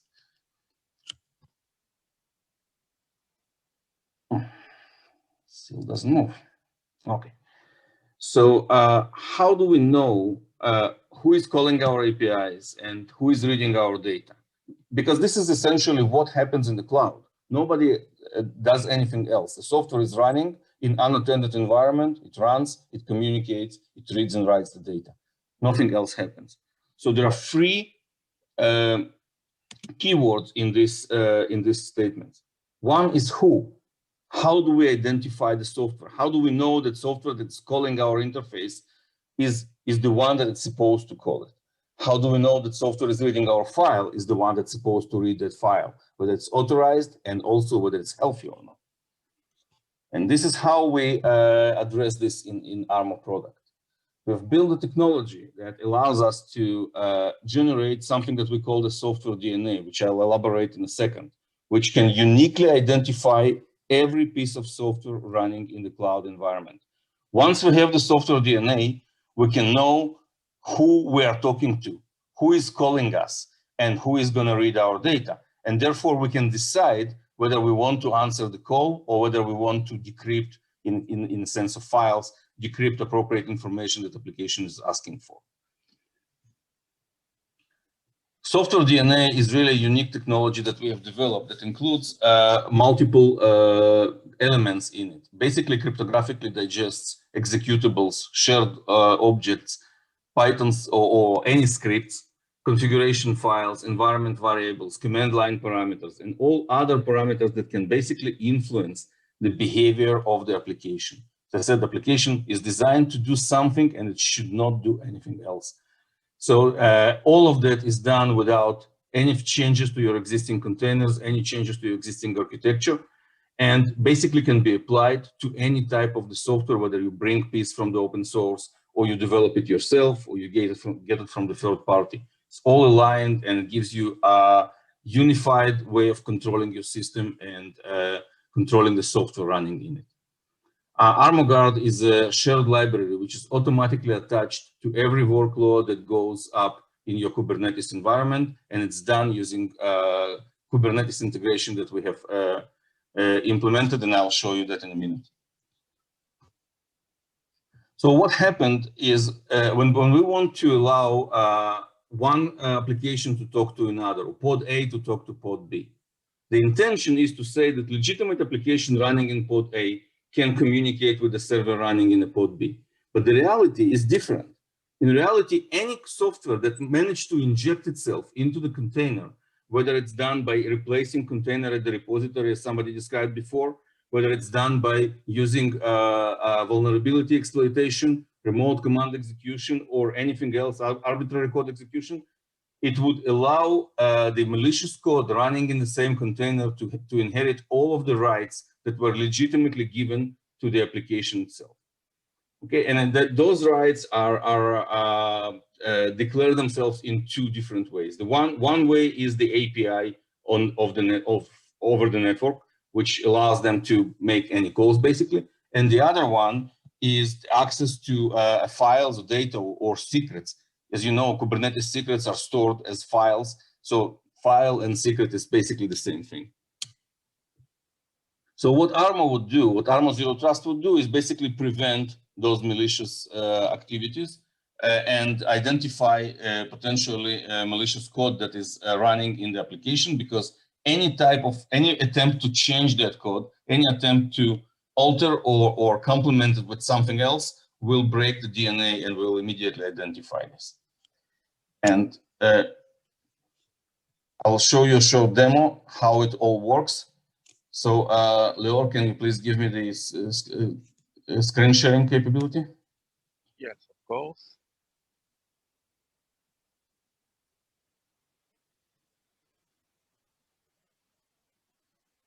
Okay, so I'm stop sharing and you can share now.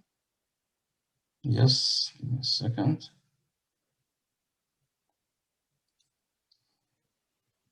Can you see it? Yes. Okay.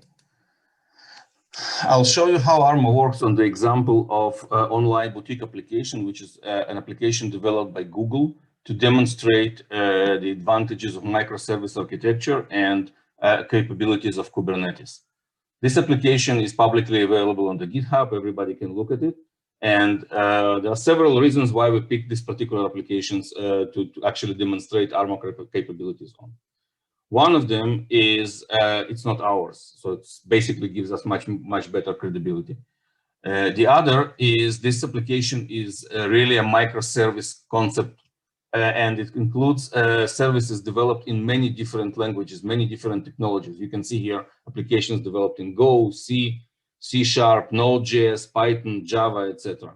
It's even one of the previous versions had Ruby on Rails in it. So this application is running now in my let me hide this for a second. This application is running now in my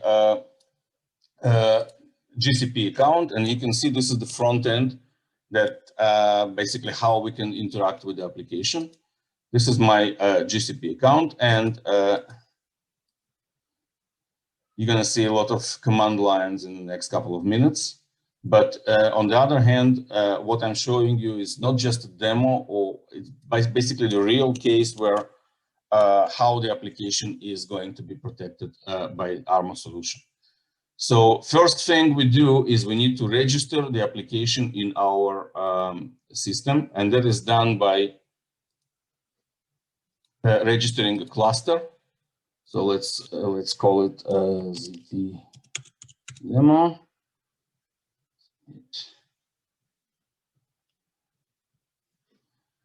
Okay, all we need to do is to run this command line inside the console, and now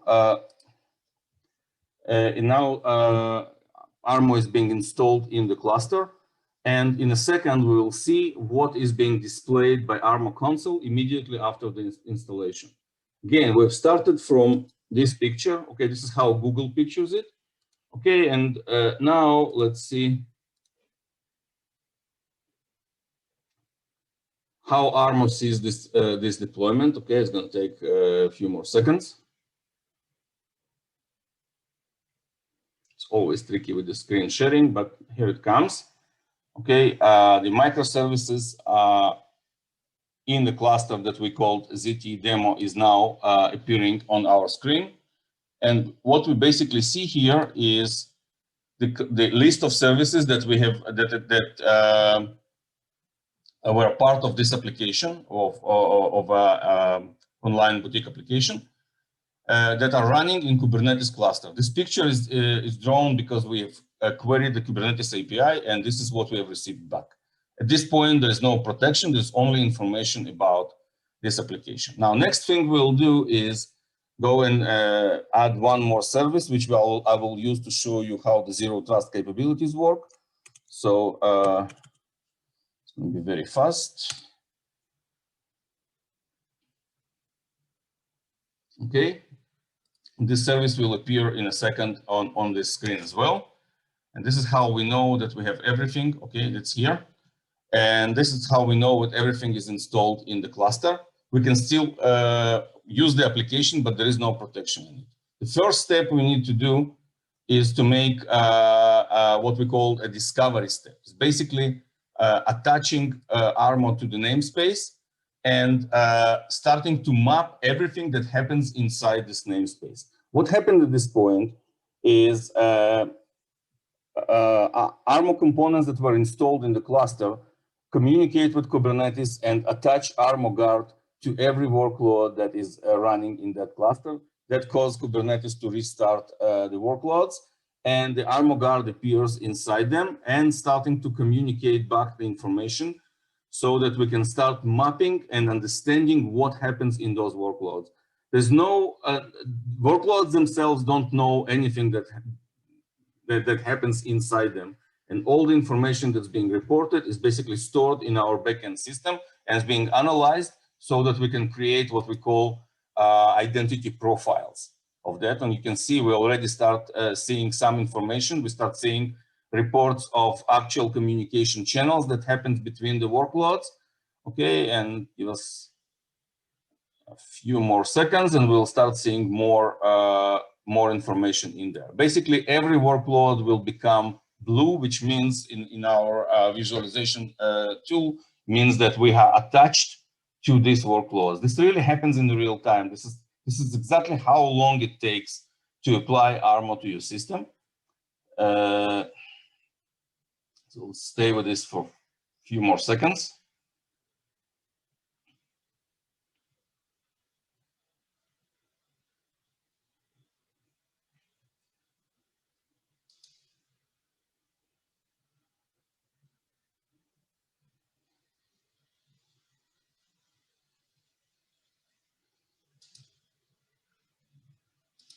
They're still in transition.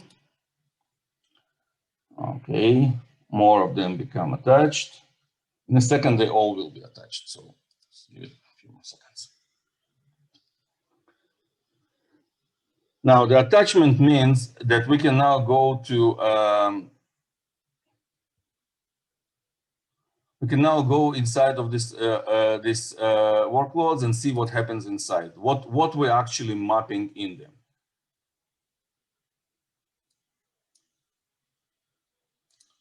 You can see all the execution parameters of the workload, but the most important ones are the processes that are running in there, the shared libraries that are running in there. These are the shared libraries that are running in there. All the execution parameters such as privileged capabilities, etc. We can see all the files that these workloads are opening. We can see all the inbound and outbound connections that they are making, etc. So basically, this whole thing is giving us the map of what happens inside the workload. And now we are completely attached to the namespace and we can see everything that happens inside that system. Who talks to whom, who is running where, what each workload contains, etc. So our next step is going to be to sign these workloads. Everything I'm showing you from the user interface, it's also possible to do through the API and the command line tool. So you can basically automate everything that happens in there. There we go. We basically we sign all of them. And what happens now, the signing request is being sent to our backend, and we start taking this workload identity profile information, digesting it and creating cryptographic signatures, and then delivering those signatures to every workload in the system. Again, this happens in the real time. This is exactly how long it takes to do this. So let's give it another minute. The digest includes, as I said before, all the executables, shared objects, and other script files, etc., that are running inside that workload and creates a cryptographic signature of them.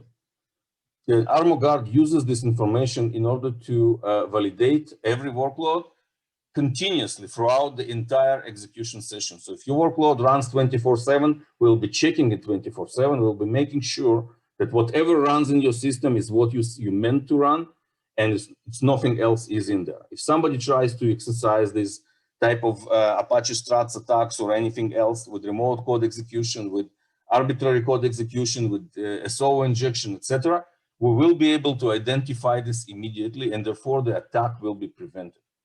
The most important thing is that if somebody has administrative credentials to your system, whether they've broken them through some inappropriately configured interface or just stolen them from your administrator, it doesn't really matter. They will be able to insert additional code to your system. And it's important thing to say is that whatever additional code is going to run in this environment or being able to communicate with this environment won't be able to cause any damage to the system. And I'll show you in a minute why. As you can see, most of them appearing to becoming assigned. Okay, this icon means that the workload is signed. And in a few seconds, all of them will be signed. So we will be able to show what happens inside, how we define policies, etc. Okay, bear with me for just a few more moments.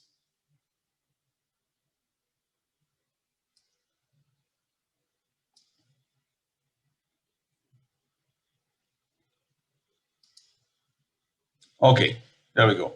Now everything is signed, so we already know everything that runs in that system. So next thing we're going to do is we're going to go and see still all the workloads that are running in the system. We see all of them. Oh, one of them is still terminating. Let's give it a second. Okay, it's done. So now I want to show you this example that you've seen on the slide, where basically if I'm a legitimate workload, I can communicate, and if I'm a malicious one, I cannot. Now, I'm not going to exploit any vulnerabilities at this point because it usually takes a little bit longer. What I'm going to do is use Kubernetes and the credentials that I have in order to execute into the pod and basically show you how the attack would have been done from within the pod. Okay, so this is what we do.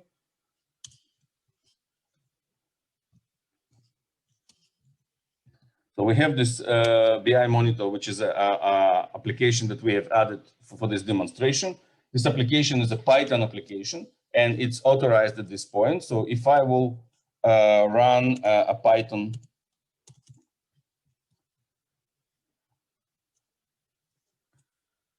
script that is communicating with the front end,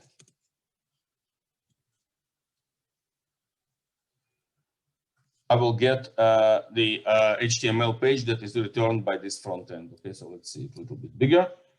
Okay, but I also have a malicious software or potentially malicious software in this container that's called curl, and I can do the same request to the front end.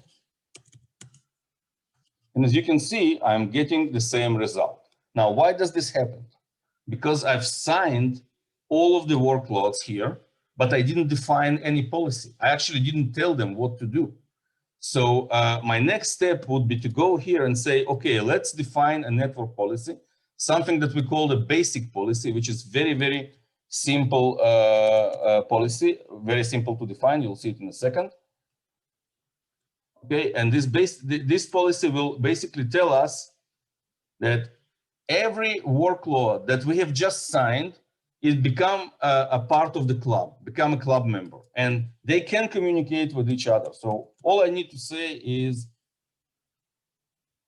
take the cluster ZT demo. We take a namespace called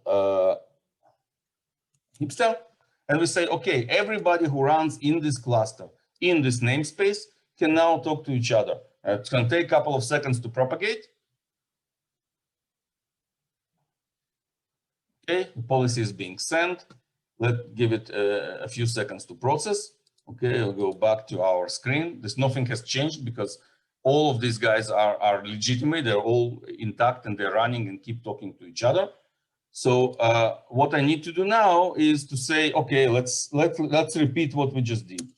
We're going to use Python, which is authorized application, to communicate with the front end, and we've received a positive result. And now let's take the curl, and we see that the connection was refused by the peer, because now the policy is in effect, and therefore we cannot communicate with this interface anymore, because curl is not part of our identity. Even if this program is in the container, it's still not allowed to be part of to share the identity privileges and communicate with the others. Now, if you look at the attack definition methodologies like Mitre or kill chain, okay, you'll see there's a lot of potential attack vectors on using pre-installed software that was not meant to be malicious, but it can be used in a malicious way. So for example, curl or wget or all of those utilities that can be pre-installed in many basic images, they can be used by malicious attackers for their own good. And therefore, we need to prevent them from being able to share the authorizations that the primary application in the container has received. Okay, so we now saw how the communication failure works. And the second thing we wanted to see is how the secret access works. So I'm going to take the same script, okay, same principle, okay, and do something that we call the read secrets. As I said before, Python is a valid application, is authorized application, so it's allowed to read Kubernetes secrets. These three parameters, they are Kubernetes secrets stored in Kubernetes in a legitimate way. Now when legitimate application reads them, as you can see, they're on the screen. They're all readable. Obviously, these are not real passwords, so please don't try them on our website. Okay, but now what I want to do is to do a cut, which is an application that usually comes with the basic images. Okay, and try to access the same secret in the file. Okay, the file called, for example, username. Okay, as you see that we receive a garbage, so we cannot basically read the secret. Okay, let's do something more articulated than cut. Let's take, for example, hex dump.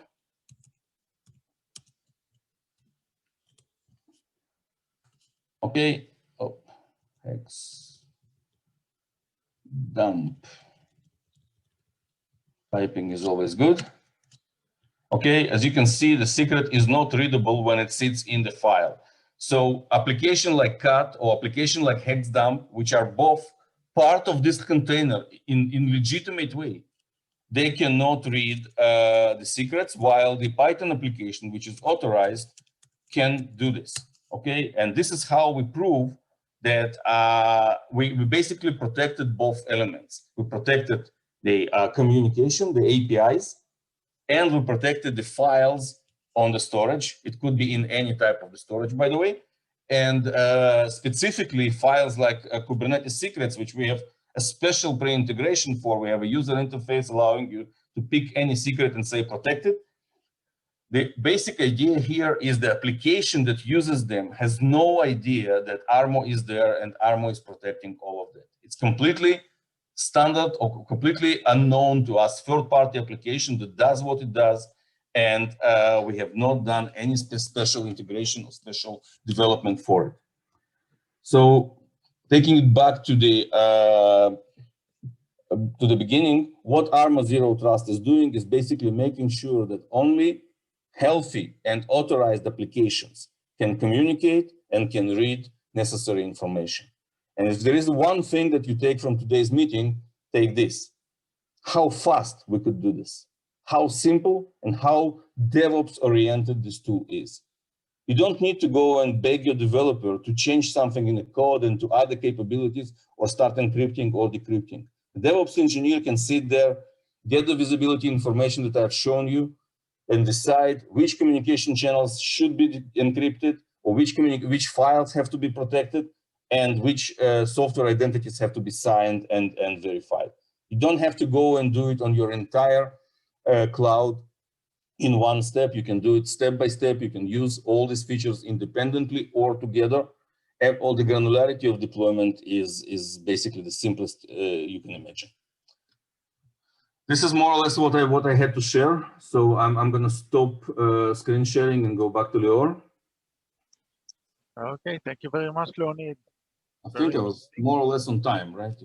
Yes, that's okay. There are some questions in the chat, so I can see. Let's read them. So one question from Yossi Yakovov. What if the attacker will just kill Armogar agent? if attacker kill armor guard agent, two things will happen. First of all, we will have immediate notification in our backend tracking system that there is no more valid agent running, because agents are reporting their health. And the second is the attacker will lose ability to actually communicate and read the data. So the point is that once you need armor guard in order to talk to someone or in order to read sensitive information, when you kill armor guard, you lose them both. So there's no point.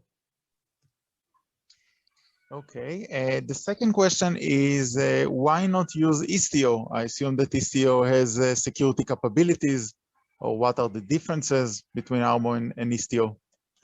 Well, there is certain overlap with Istio, of course. We are not competing with service mesh. And actually, make a long story short, Armor can work with Istio, not instead of Istio.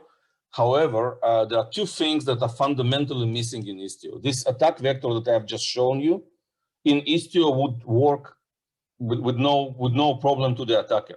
Any software that runs in the container, in the pod, basically will inherit all the authorizations that this pod has. In Istio terms, it will be able to talk to anyone to whom original Istio pod could talk to. Okay, and the second point is you may still have malicious software in your pod, and you will never know about this, because all Istio does is encrypt the channel between the two sidecars. And the third point is you won't be able to protect your data with Istio. Istio will only do TLS on the communication channel, but your data will still be open to anyone for grabs.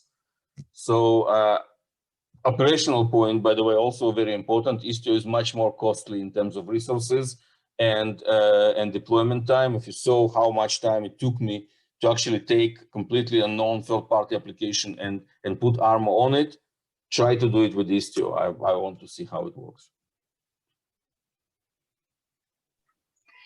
Okay, thank you, Leonid. There is another question. Let me see if there are others. Guys, please write your questions in the chat. If you have any questions to Leonid or any other lecture, so please write them down in the chat and we will answer all your questions. There is another question that was raised in Amir's presentation. How is this different, or I assume that how is Armor solution is different from Claire, White Source, and Snyk? Well, Amir was talking about both sides of Armor. We have a posture side and we have a runtime side. And by the way, I always like to say that this is a real good example where 1 + 1 = 3, because the information we have, the visibility that we have in the runtime allows us to improve the posture, and the visibility that we have in posture gives us much better hints where we need to protect in the runtime. However, the zero trust part is there. It's basically the last line of defense. So you've screwed up your posture or you didn't know about vulnerability, runtime will still protect you. The assumption of the runtime capability in Armor is that malicious code will get there. The goal of the posture part is to delay this as far as possible, to minimize the potential attack surface, as Amir mentioned. However, once you didn't know about something, you missed the container update, or you had 0 day in it, or you have some architectural issue which allows people to go between your protection elements, you will still be stuck with the real runtime protection. And this is why when we see a vulnerability that doesn't have a fix yet, we can tell people, okay, it's not the end of the world. You can put Armor Guard on the workload and protect it, and basically you run in the, like a bulletproof vest. Okay, thank you very much. Guys, if you have any further questions to our lectures, to Alex or me or any other lectures, so please write them down in the chat. We will answer your questions, of course.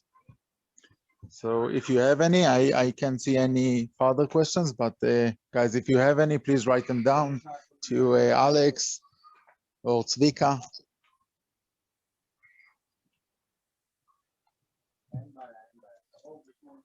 Okay. Yeah, So, I guess we are out of time anyway. yeah, so I can see that no one wrote anything in the chat. Lior said that, Alex, I'm very interested in your AI solution. So guys, of course, you can contact each and every lecture that lecture here. Feel free to contact them via LinkedIn and email. All the recorded session and the presentation will be uploaded to our webpage, meetup page. So you will be able, of course, to see everything, also the recorded session. So if there are no further questions, I guess we okay, can let people go to their dinners. Yes. Well, Okay. So there is a question. I don't know for who is it, but what about the features? I think it's for Alex. What about feature and the architecture of your CNN? Alex, if you can elaborate on that. Yes, so thanks for asking. I'll try to I hope that you even hear me. So regarding the features, first of all, we can divide them to two different types. First of all, it's based on image recognition, and the second of all is natural language processing. The architecture is like in every building of a model. You first of all need to accumulate a huge amount of data. So creation of a data lake is the first part of the creation of the modeling or the testing.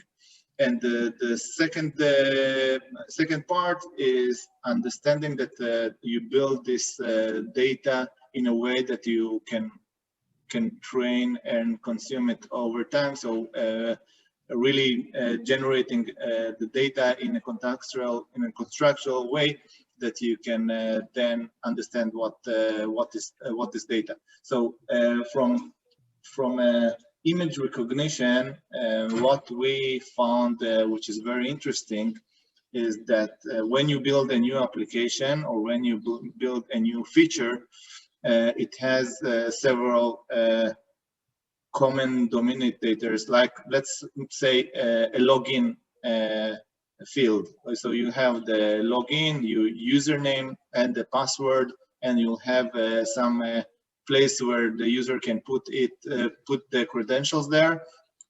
And then you will need to train the model to understand if it's a Jenkins login, if it's a login to your ADFS, or login to your SaaS application. Now, it can be also something that is internal in a game, like let's assume. So there are many applications like single page applications where all the content is loaded and executed. So how can you understand there what is the context of each feature? So really being able to run this application or some AI to run this application and understand in the context of what it sees, this is the first thing that we try to approach and solve, because everything that I can reach, or every feature that I can reach as a user, is an attack surface from our understanding. This is the first thing. The second thing is APIs. Of course, I told you that there is a huge challenge of understanding the attack surface of APIs, and sometimes you need some AI to really do some fuzzing understanding of this data. And of course, there is a lot of natural language processing, which is done as part of banner grabbing and understanding of the responses from different services, in particular in IoTs. So IoT devices, first of all, they have their own protocols, and they have their own responses, and it's very cool to understand what is the IoT device, very fast to understand what is the context or if it has vulnerabilities, and then building an attack pattern automatically, which will try to exploit this IoT device. So this is basically the concept in a very high level of what we are trying to do, not only understanding the attack surface, but also understanding what are their weak points and if there is a possibility to automate the attack and automate even the fix. So automating the fix is the last solution, the last step that we hope to achieve in the future. Okay, thank you very much, Alex. Thank you much, and thank you very much all. If there's no questions, we will conclude. Of course, thank you all for coming, guys. Thank for the lectures, Amir, Zvika, Alex, Leonid. Thank you very much. It was very insightful. Hope you all enjoyed it. As I mentioned, all the recorded session will be uploaded to our, and the presentation will be uploaded to our meetup page. So, guys, keep safe. Stay tuned to our next meetup. Of course, it will be published soon. So thank you very much and keep safe, guys. Thank you all for now. Thank you so much. Bye, guys. Bye-bye.